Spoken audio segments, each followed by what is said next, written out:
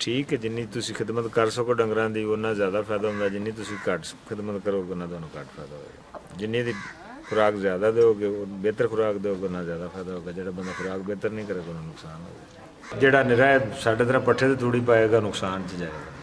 अस्सलाम वालेकुम। वालेकुम अस्सलाम। सर की हाल है? अल्लाह दा शुक्र है, ठीक तुसी सुनाओ? जी अल्लाह दा शुक्र। जनाब दा की नाम है ते सर ए केड़ा इलाका है? मेरा नाम इरफान है जनाब, ये सानीवाल पिंड है, तहसील दीपालपुर, जिला उकाड़ा। इरफान साहब माशाल्लाह तुसी किन्ने अरसे तो डेयरी फार्मिंग दा कारोबार कर रहे हो? तकरीबन 10 साल। माशाल्लाह तुहाडा 10 साल दा तजर्बा कैसा रहा है? ठीक है जिन्नी तुसी खिदमत कर सको डंगरां दी उन्ना ज़्यादा फायदा होंदा, जिन्नी तुसी घट खिदमत करोगे उन्ना तुहानूं घट फायदा होएगा। जिन्नी दी खुराक ज़्यादा दोगे बेहतर खुराक दोगे उन्ना ज़्यादा फायदा होगा। जिहड़ा बंदा खुराक बेहतर नहीं करेगा उन्हें नुकसान होगा। ठीक है, यानी कि इन्हां दी अच्छी सेवा करो ते अच्छा फायदा है। अच्छा फायदा। इस टाइम तुहाडे कोल सर केड़ी केड़ी ब्रीड मौजूद है जानवरां दी? साढ़े कोल फ्रीजियन है। प्योर? प्योर। ये सारियां गायें ने कि कुछ भैंसां भी हैं? नहीं भैंसां नहीं है। भैंसां किन्नियां ते गाय किन्नियां ने? 15-20 गावां ने, बाकी भैंसां ने घट सकता। ठीक है माशाल्लाह, यानी कि अक्सरीयत तुहाडे कोल गावां दी है ते प्योर फ्रीजियन ने। ए सर जेहड़ियां प्योर फ्रीजियन ने तुसी आउट ऑफ कंट्री तो खरीदियां ने या तू पाकिस्तान गावां ने इंपोर्टेड बीर खा के ते बेड़ा तैयार कीती। ठीक है, यानी कि तुसी इंपोर्टेड सीमन रखवाया है। और सीमन दा कोई नाम हुंदा है? फ्रीजियन ज्यादा बस जर्मनी दा ले लिया, कोई ऑस्ट्रेलिया दा ले लिया। जर्मनी ते ऑस्ट्रेलिया दा। ठीक है सर, इन्हां दी जेहड़ी मिल्किंग पावर है, दुध देने दी सलाहियत ज्यादा तो ज्यादा कितना दुध दे रही ने? 35-36 लीटर दी बस तक देड़ा मैक्सिमम। उन्हें खूब चंगी चंगी गां विच इन्हां दे बाकी एक टाइम दा दो टाइम दी 20-22 लीटर। अच्छा, यानी जेहड़ी चंगी है वो 35-36 किलो भी रोजाना दा दे दिंदी है। ते रोजाना चवाई फिर किन्ने वक्त करदे हो उन्हां दी? ਅਸੀਂ 2 टाइम करना। चवाई दा की तरीकेकार है? कोई मशीन रखी है या खुद ही बाय हैंड? By hand.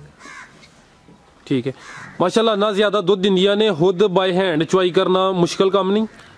नहीं कोई नहीं, बस ਅਸੀਂ शुरू तो करने साडे आदी हो गया जी। ठीक है सर, ਤੁਸੀਂ 10 ਸਾਲ ਕਬਲ ਕਿੰਨੀਆਂ ਗਾਵਾਂ ਤੋਂ ਕਾਰੋਬਾਰ ਸ਼ੁਰੂ ਕੀਤਾ ਸੀ?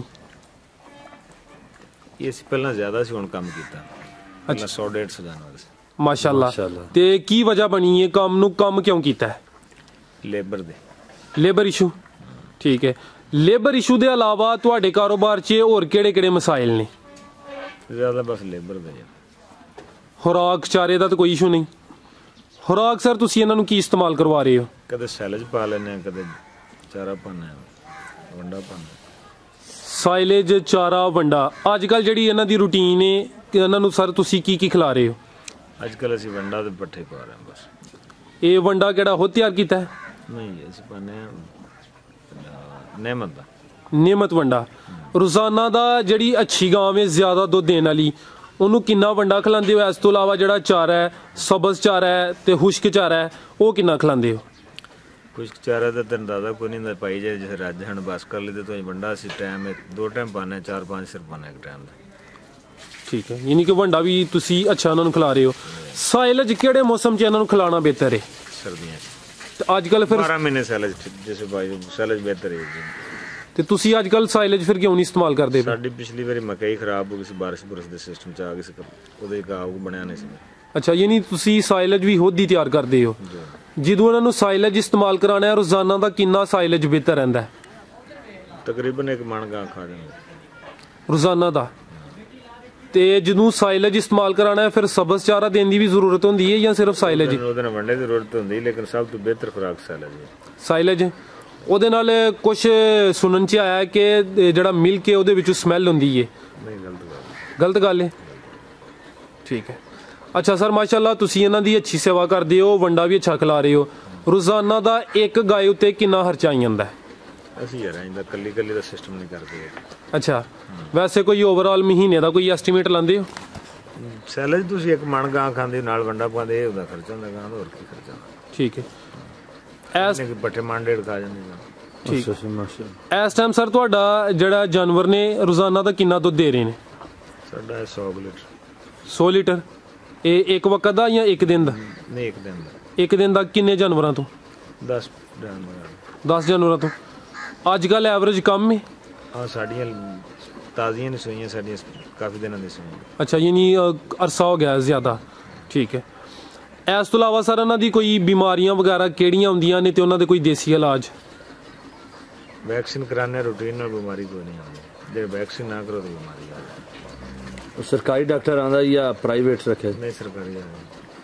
अगर कोई खुदा न खासा बीमार हो जाती गाय तो कोई देसी डॉक्टर लेट हो जाता है तो उनके वास्ते फिर तुसीं की हल करते? नहीं, साडा डॉक्टर लेट ही कोई नहीं ਹੁੰਦਾ ਤੇ ਹੁਣ ਸਾਨੂੰ ਮਸਲਾ ਹੀ ਅਸੀਂ ਹੁਣ ਇਹਨਾਂ ਕੋ ਸਮਝਦਾਰੀ ਸਾਨੂੰ ਆਇਆ ਵੀ ਡੰਗਰ ਟਾਈਮ ਨਾਲ ਰੂਟੀਨ ਨਾਲ ਵੈਕਸੀਨ ਕਰਾਉਂਦੇ ਰਹੇ ਤਾਂ ਬਿਮਾਰ ਨਹੀਂ। ਵੈਕਸੀਨ ਤੁਸੀਂ ਕਿੰਨੇ ਅਰਸਾ ਬਾਅਦ ਕਰਾਉਂਦੇ ਹੋ?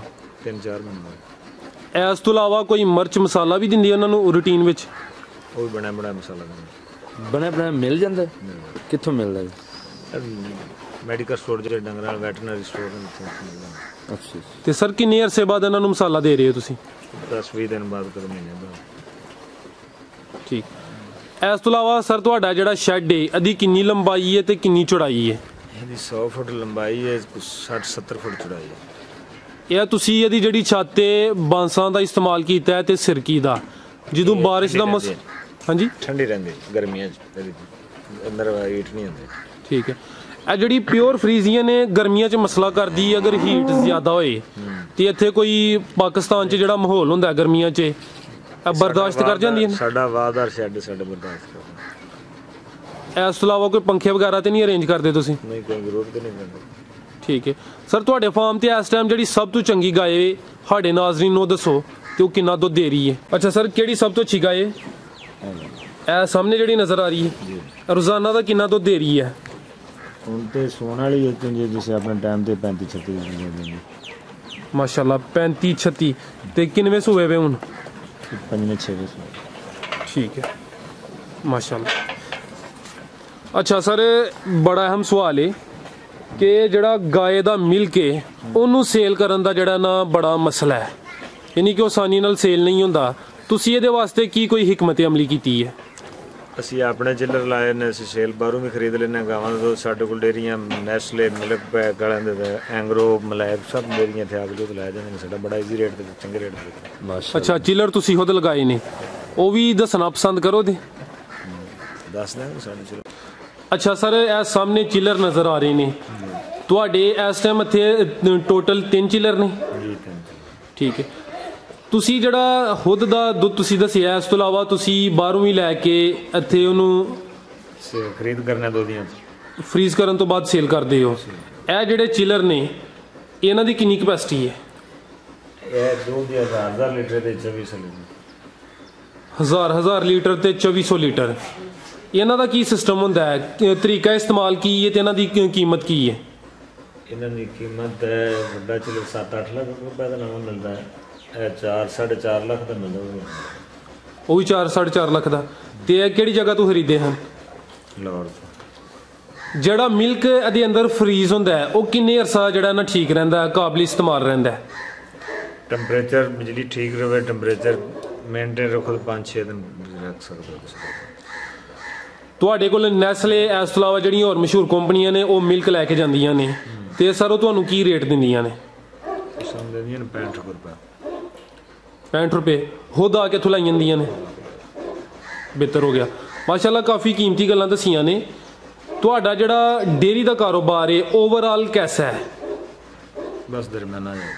ਦਰਮਿਆਨਾ ਹੀ ਹੈ। ਕੀ ਵਜ੍ਹਾ ਅੱਜ ਕੱਲ੍ਹ ਪ੍ਰੋਫਿਟ ਦਾ ਜਿਹੜਾ ਮਾਰਜਨ ਹੈ ਉਹ ਕਮ ਕਿਉਂ ਹੈ? ਉਹਦਾ ਵਜ੍ਹਾ ਲੇਬਰ ਹੀ ਨਹੀਂ ਠੀਕ ਮਿਲਦੀ ਤੇ ਡੰਗਰਾਂ ਦਾ ਧਿਆਨ ਨਹੀਂ ਹੁੰਦਾ। ਜਿਹੜੇ ਦੋਸਤ ਡੇਅਰੀ ਦਾ ਕਾਰੋਬਾਰ ਸ਼ੁਰੂ ਕਰਨਾ ਚਾਹੁੰਦੇ ਨੇ ਉਹ ਕਿਹੜੀਆਂ ਗੱਲਾਂ ਦਾ ਖਿਆਲ ਰੱਖਣ ਤੇ ਇਹ ਕਾਰੋਬਾਰ ਦੇ ਅੰਦਰ ਆ ਸਕਦੇ ਨੇ? ਉਹ ਸੈਲੇਜ ਦਾ ਖਿਆਲ ਰੱਖਣ, ਸੈਲੇਜ ਬਣਾਉਣ, ਮਸ਼ੀਨਰੀ ਇਸਤੇਮਾਲ ਕਰਨ, ਲੇਬਰ ਦਾ ਇਸਤੇਮਾਲ ਘੱਟ ਕਰਨ ਦੇ ਨਾਲ ਫਾਇਦਾ ਹੋ ਸਕਦਾ।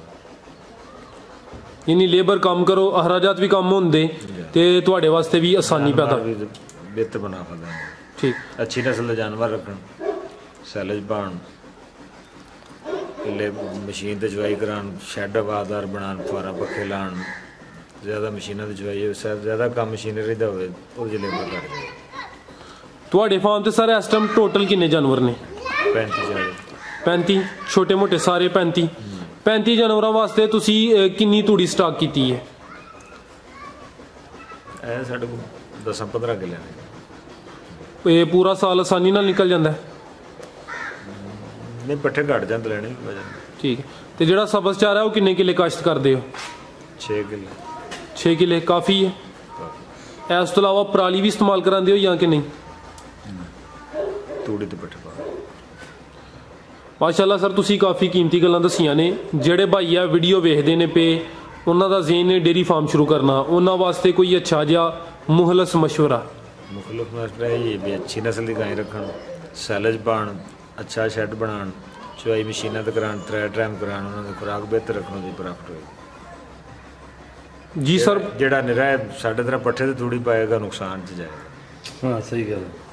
ਜੀ ਸਰ, ਬਹੁਤ ਸ਼ੁਕਰੀਆ, ਤੁਸੀਂ ਆਪਣਾ ਕੀਮਤੀ ਵਕਤ ਦਿੱਤਾ ਹੈ। ਅੱਲਾ ਹਾਫਿਜ਼।